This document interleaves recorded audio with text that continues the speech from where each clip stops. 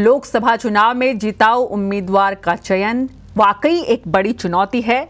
वहीं जिताऊ के चयन के लेकर पार्टी अब विधायक मंत्रियों को चुनाव नहीं लड़ाने का अपना फैसला भी बदल सकती है। पार्टी ऐसे सभी विधायकों और मंत्रियों के नामों पर मंथन कर रही है जो जिताऊ नजर आ रहे हैं।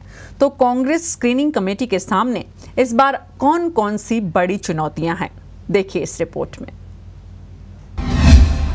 पाकिस्तान पर एयर स्ट्राइक बना कांग्रेस के लिए बड़ी चुनौती। कैसे करे जिताऊ उम्मीदवारों का चयन? पार्टी हर कसौटी पर परख रही उम्मीदवारों के नाम।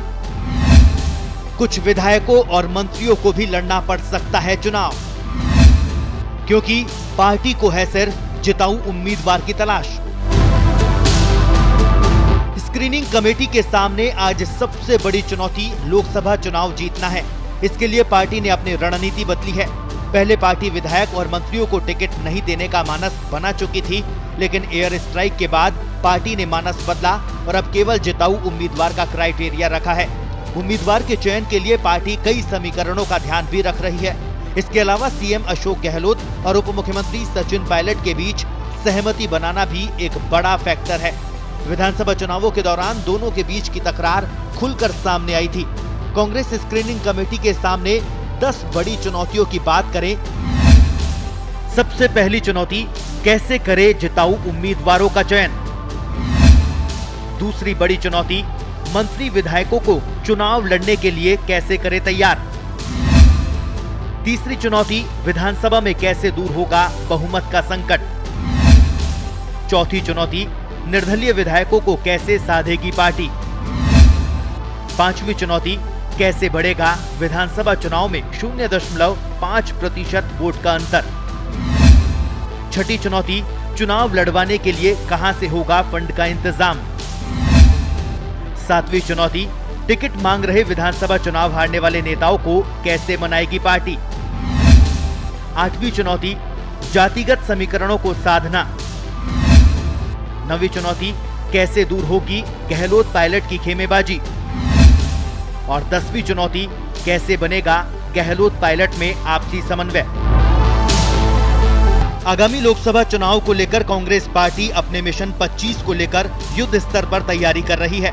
बीते लोकसभा चुनाव में एक भी सीट नहीं जीत पाई कांग्रेस पार्टी लोकसभा चुनाव में करो या मरो की स्थिति में है। इसी के चलते कांग्रेस बीते एक महीने से लगातार लोकसभा चुनाव के प्रत्याशियों के चयन को लेकर मंथन में लगी हुई है और अब प्रत्याशी चयन की कवायद अपने अंतिम दौर में है। पहले दिल्ली में 3 दिन तक लगातार हुई स्क्रीनिंग कमेटी की बैठक और उसके बाद जयपुर में हुई मुख्यमंत्री अशोक गहलोत के साथ बैठक में सभी 25 सीटों को लेकर गहन मंथन हो चुका है। कांग्रेस स्क्रीनिंग कमेटी उम्मीदवार चयन के लिए सभी पहलुओं का ध्यान रख रही है। यही कारण है कि एयर स्ट्राइक के बाद पार्टी ने अपनी स्ट्रेटेजी में भी बदलाव किया है। विधानसभा में 101 विधायकों का ही आंकड़ा होने के बावजूद पार्टी मंत्रियों और विधायकों को चुनावी मैदान में उतार सकती है। इससे उन नेताओं के सपने अधूरे रह सकते हैं जिन्हें विधानसभा चुनाव में हार का सामना करना पड़ा है। टिकट वितरण में स्क्रीनिंग कमेटी किन किन पहलुओं का ध्यान रख सकती है, उस पर एक नजर डालें तो सबसे पहला पहलू, जातीय समीकरण के हिसाब से कौन सा नेता सर्वाधिक प्रभावशाली।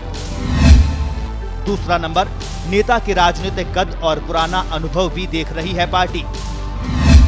तीसरी बात, विधानसभा चुनाव में हर सीट में मिले वोट को भी बनाया आधार।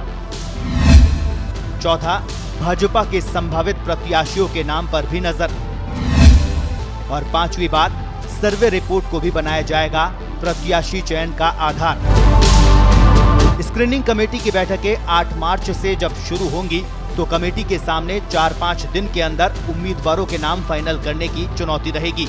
कमेटी के सदस्य उप मुख्यमंत्री सचिन पायलट, केसी वेणुगोपाल और अविनाश पांडे पहले दौर की मंत्रणा कर चुके हैं।